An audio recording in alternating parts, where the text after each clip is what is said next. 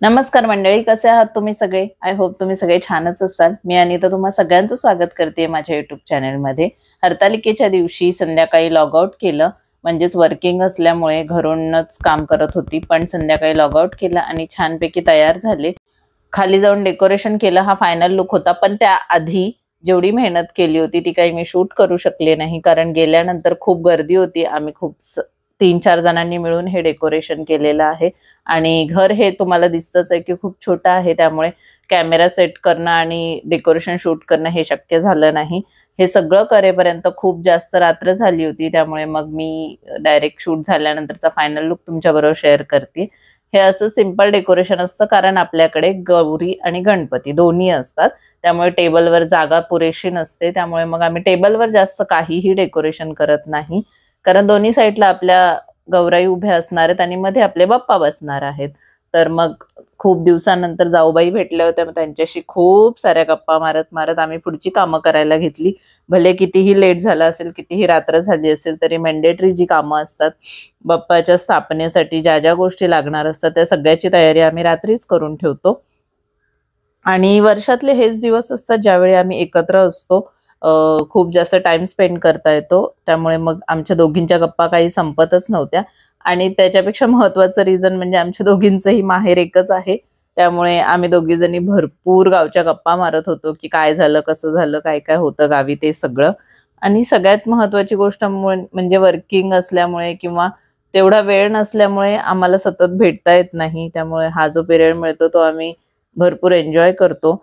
आणि खरंच मी मनापासून सांगते की मी खूप ब्लेस्ड आहे की माझ्या सासरची सगळीच मंडळी खूप छान आहेत, माझ्या जाऊबाई किंवा माझ्या चुलत जावा, चुलत दीर सगळेच। त्यामुळे खूप मजा येते। हा फेस्टिवल तुम्ही बघालच, माझी पूर्ण फॅमिली, कारण आम्ही सगळेच हा फेस्टिवल खूप जास्त एन्जॉय करतो। गणपतीमध्ये जेवढी मजा करतो तेवढी वर्षभरात आम्ही कधीच करत नाही, त्यामुळे मी तुमच्याबरोबर रोजचा रुटीन आणि रोज काय काय मजा केली ते सगळं शेअर करणारच आहे।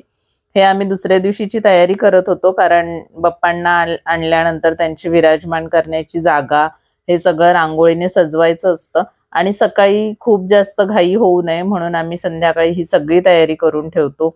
बाप्पांचा पाट क्लीन करून ठेवणं, त्यांची जागा तयार करणं हे सगळं आमचं चालूच होतं, पण त्याचसोबत आमच्या गप्पा पण चालू होत्या।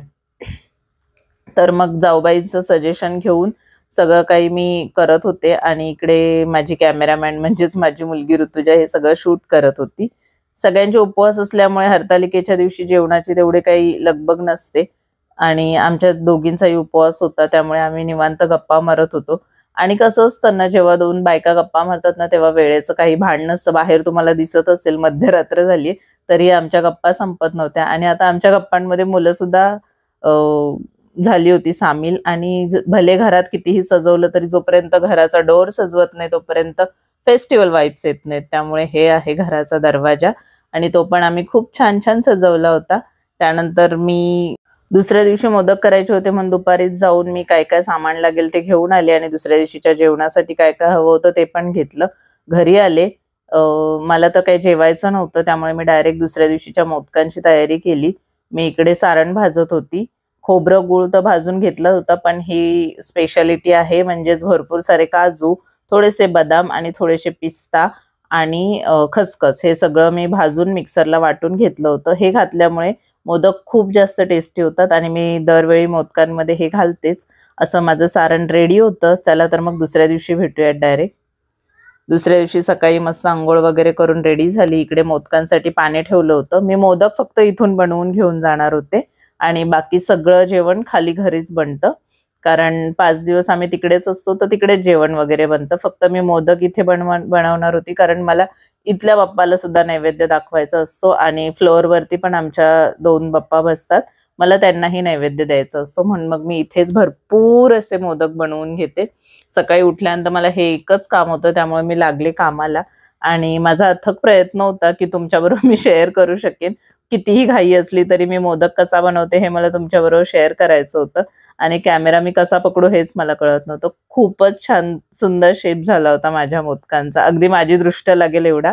खूप मस्त झाले होते मोदक, टेस्टला तर त्याच्याहून भन्नाट झाले होते, पण दिसायलाच खूप दिसत होते छान छान। असे मी मोदक छान छान बनवून घेतले आणि 2-3 लोड काढले उकडून, म्हणजे 2-3 वेळा चाळणीमध्ये ठेवून वेगवेगळे असे उकडून काढले आणि मोदक असे रेडी झाले होते बाप्पासाठी. हे मोदक बघून तुम्हाला वाटत असेल की हे तर लाल दिसतायत, तर हो, आमच्याकडे गव्हाचे मोदकच केले जातात. कारण आम्ही सातारा साईडचे आहोत आणि आमच्याकडे म्हणजे असं म्हणतात ना, ज्या भागामध्ये जे पिकतं त्याचाच नैवेद्य केला जातो. आमच्याकडे तांदूळ पिकत नाहीत, गहू पिकतात, म्हणून गव्हाचे मोदक. आणि तांदळाचे मोदकही मला बनवायचे आहेत. मी जेव्हा बनवेन तेव्हा तुमच्याबरोबर नक्की शेअर करेन. पण आज आमच्याकडे ह्याच मोदकांचा नैवेद्य असतो. सो कसे झालेत माझे मोदक हे तुम्ही पण मला कमेंट करून नक्की सांगा. मोदक रेडी झालेत. आता मी स्वतः रेडी होते. म्हणजेच मला बाप्पाच्या स्वागतासाठी स्वतःही छान-छान रेडी व्हायचं होतं. त्यासाठी मी मेकअप आणि त्याशिवाय मला मेकअपचा व्लॉगही बनवायचा होता. त्यामुळे माझा खूप जास्त प्रयत्न चालू होता. त्याच्याशिवाय मुलगी असल्यानंतर तुम्हाला माहितीच आहे, जे काही आपण करतो ते मुलीला पण करायचं असतं. माझी मुलगी मोठी आहे, त्रास देत नाही. पण मी जे काही करवते त्याच्यामुळे तिची लुडबुड चालूच होती, हे तुम्हाला दिसतच आहे.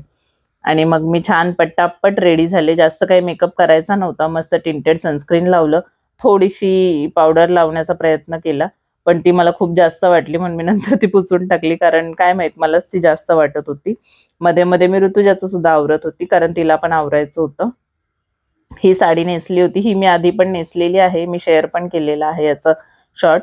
आणि त्याच्यानंतर मग ऋतुजाचं थोडंसं आवरलं. तिला मॉइश्चरायझर वगैरे लावून दिलं. तिचे केस हेअर वॉश केल्यामुळे ना तिचे केस खूप जास्त ओले होते आणि तिचे केस लवकर सुकत नाहीत खूप जास्त जाड असल्यामुळे. त्यामुळे मी तिला सतत म्हणवते की तू आधी ड्रायरने केस सुकवून घे, नाहीतर मग ते तसेच राहतील ओले. पण कितीही समजवलं तरी ती काय ऐकत नव्हती. तिचं वेगळंच चालू होतं की मला हे पाहिजे, मला ते पाहिजे. तिची तयारीच चालू होती. फायनली मी लिपस्टिक लावली आणि झालीये मी रेडी. याच्यापेक्षा जास्त काही मला तयार व्हायचं नव्हतं. माझं ऑलमोस्ट रेडी झाले होते मी. फक्त लिपस्टिक लावायची, कारण ती मॅन्डेटरी असते. लिपस्टिक शिवाय कुठलाही लुक पूर्ण होत नाही. त्याच्यानंतर भले मला मेकअपला अजिबात वेळ लागला नसला, तरी सगळ्यात जास्त वेळ मला ज्वेलरी सिलेक्शनमध्ये लागला. हो, मी कोणती ज्वेलरी घालू हेच मला कळत नव्हतं. आधी मी हा नेकलेस ट्राय केला, पण मग ऋतुजा म्हणाली की नको, हा खूप जास्त मोठा वाटतोय. आणि मी मोठं मंगळसूत्रही घालणारच होते. मग ते खूप जास्त वाटलं असतं असं मला स्वतःला पण वाटलं. हो, सगळ्यात महत्त्वाचा अलंकार टिकली लावली. ते पण मॅन्डेटरी आहे. त्याच्यानंतर मी तो नेकलेस काढून ठेवला आणि मग म्हटलं मी हे घालते. हे घालायचा विचार केला, तर मग नंतर म्हटलं की नाही, हे मला गौराईच्या दिवशी ट्रेडिशनल साडी नेसणार आहे, तर त्या लुकवरती घालायचंय. मग म्हटलं हे पण नको, म्हणून मग मी हे पण काढून ठेवलं आणि सगळ्यात आधी मोठं मंगळसूत्र घातलं आणि त्याच्याबरोबर मग हा छोटासा नेकलेस घालून मी फायनली तयार झाले. आणि असा होता माझा आजचा लुक. छान छोटेसे मोत्याचे कानातले घातले होते आणि ही सिंपलशी साडी नेसली होती, कारण काम पण खूप जास्त असतं. अशी रेडी झाले मी पप्पाला आणण्यासाठी आणि त्याच्यानंतर थोडीशी लेकीची पण तयारी करून दिली. तिचे केस बघितलं सुकतच नव्हते. पण ठीक आहे, मी तिला ते वरती टाय करून दिले. म्हटलं नंतर तू सुकव. आणि त्याच्यानंतर आम्ही निघालो बाप्पांच्या स्वागतासाठी. जाताना ही छोटीशी क्लिप घेतली लिफ्टमध्ये. जसं आम्ही रेडी झालो होतो तसे पप्पा अगदी रेडी होते घरी येण्यासाठी. गणपती बाप्पा मोरया, मोरया. 1 2 3 4 गणपतीचा जय जयकार. मोरया, मोरया. गणपतीचा जय जयकार. मोरया, गणपती बाप्पा मोरया, मंगलमूर्ती. मोर. आम्ही ज्यांच्याकडे मूर्ती बुक करतो ते काही अगदी लांब नाहीये, जवळच आहे. पण गाडीतूनच आणतात, कारण पाऊस वगैरे असतो. आणि बाप्पा पोहोचले आपल्या घरी आणि मग आम्ही सगळ्यांनी मिळून बाप्पांचं छानपैकी वेलकम केलं.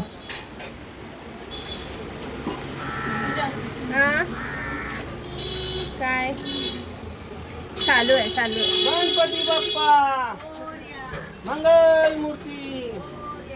1 2 3 4 गणपतीचा जय जयकार. गणपती बाप्पा मोरया, मंगलमूर्ती. मोरया.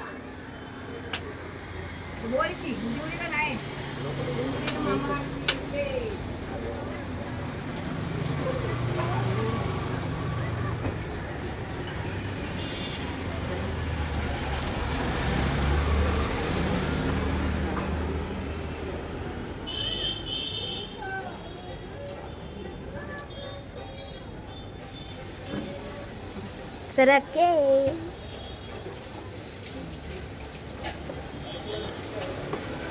गणपती बाप्पा मोरया मंगल मूर्ती मोरया. असं छान छान बाप्पांचं वेलकम केलं आम्ही. त्यानंतर बाप्पा छानपैकी त्यांच्या जागेवर विराजमान झाले. बाप्पा घरात आल्यानंतर जे वातावरण असतं ते काही औरच असतं. इकडे आमची सगळी स्वयंपाकाची लगबग चालू होती, कारण बाप्पांसाठी छान छान जेवण बनवायचं होतं आम्हाला. आणि एका साईडला आमचे पुजारी म्हणजेच माझे मिस्टर त्यांचं काम करत होते, कारण आमच्याकडे ब्राह्मण वगैरे नाही आहेत. आम्ही स्वतःच पूजा लावतो एका साईडला स्पीकरवर, आणि एका साईडला माझे मिस्टर ते स्वतः पूजा करतात. आणि सगळेजण आपापल्या कामाला लागले. आम्ही जेवणाला लागलो होतो, मी आणि माझ्या जाऊबाई, आणि माझ्या सासूबाई आणि माझे मिस्टर पूजा करायला लागले होते. आणि जे छोटे छोटे मंडळी आहेत ते सगळं शूट करत होते, कारण ते पण एक काम आहे ना. मग त्यांना ते काम दिलं होतं की तुम्ही छानपैकी सगळं कॅप्चर करा, कारण आता तुमच्या काकीचा यूट्यूब चॅनल आहे, तर मग आपल्याला हे सगळं यूट्यूबवर पण टाकायचं आहे. त्यामुळे त्यांनी छानपैकी हे सगळं मला शूट करून दिलेलं आहे. सगळं आवरलं आणि पहिली आरती करायला घेतली आम्ही सगळ्यांनी. तुम्ही पण आरतीचा मस्तपैकी आनंद घ्या. अनुक्षेत्र पाळा सुवर्णाची कमळे करा. हरे कृष्ण हरे राम हरे राम राम राम हरे हरे कृष्ण मोरया रे बाप्पा मोरया रे मोरया रे बाप्पा मोरया रे मोरया रे बाप्पा मोरया रे मोरया रे बाप्पा मोरया रे गणपती बाप्पा मोरया मंगल मूर्ती मोरया. बाप्पांची स्थापना, प्राणप्रतिष्ठा आणि मग ही पहिली मंगल आरती असं सगळं पार पडलं. त्यानंतर बाप्पांना छानपैकी मोदकांचा आणि मस्त असा पंचपक्वान्नांचा नैवेद्य बनवला होता. ते सगळं बाप्पांच्या पुढ्यात मांडलं, नैवेद्य दाखवला बाप्पांना. आणि बाप्पा खूप छानपैकी बसले होते सगळ्या नैवेद्याचा आणि सगळ्या गोष्टींचा आनंद घेत होते. आता ते आपल्याकडे पुढचे 7 दिवस असणार आहेत, सो त्यांना आपण छान छान सेवा करूया, छान छान खायला घालूयात. घरातल्या बाप्पांना नैवेद्य दाखवून झाल्यानंतर खाली गेलो आम्ही मंडळाच्या गणपतीला पूजा करून नैवेद्य दाखवण्यासाठी, कारण आमच्या सगळ्यांचे उपवास आम्ही मंडळाच्या गणपतीला नैवेद्य दाखवून नंतरच सोडणार होतो. हरतालिकेचा जो उपवास असतो आदल्या दिवशीचा तो. मग मी आणि माझ्या जाऊबाईंनी छान तिथे जाऊन पूजा केली आणि तिथल्या बाप्पाला पण नैवेद्य दाखवला. खूप सुंदर आहे आमच्या मंडळाचा गणपती पण. तिथे थोडेसे फोटो क्लिक केले आम्ही. आणि इथून घरी गेल्यानंतर आम्ही छानपैकी उपवास सोडला. 3-3:30 वाजले होते. त्यानंतर आमच्या फ्लोअरवरचे बाप्पा आहेत हे आमच्या समोरच्या घरातले, त्यांची मूर्ती दगडूशेठची आहे. खूप सुंदर अशी मूर्ती आहे. तिथे पण मी नैवेद्य दाखवते. तर मी हे सकाळीच दाखवलं होतं, पण मी हे ऍड केलं नव्हतं, म्हटलं मी पुढे ऍड करेन. यांच्या बाप्पाला पण मी छानपैकी नैवेद्य दाखवला.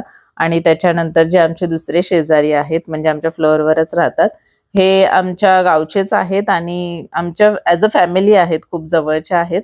तर मग त्यांच्या बाप्पाला मी नैवेद्य दाखवला. आणि सगळ्यात महत्त्वाची गोष्ट मी इथे सांगेन नक्कीच, की त्यांचा जो हा बाप्पा आहे हा त्यांनी स्वतः घरी बनवलेला आहे. त्या खूप सुंदर मूर्त्या बनवतात आणि त्यांनी बनवलेल्या मूर्त्या खरंच खूप सुंदर असतात. खूप गोंडस आणि खूप क्यूट असे बाप्पा त्यांनी बनवले होते घरी.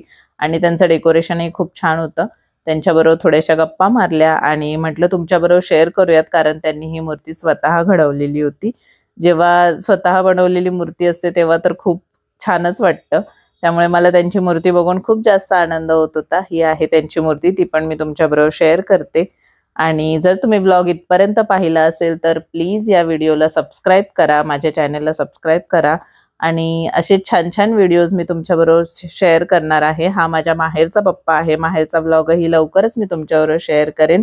तुम्ही सगळ्यांनी गणपती फेस्टिवल कसा सेलिब्रेट करा हे मला नक्कीच कमेंट करून सांगा. बाय.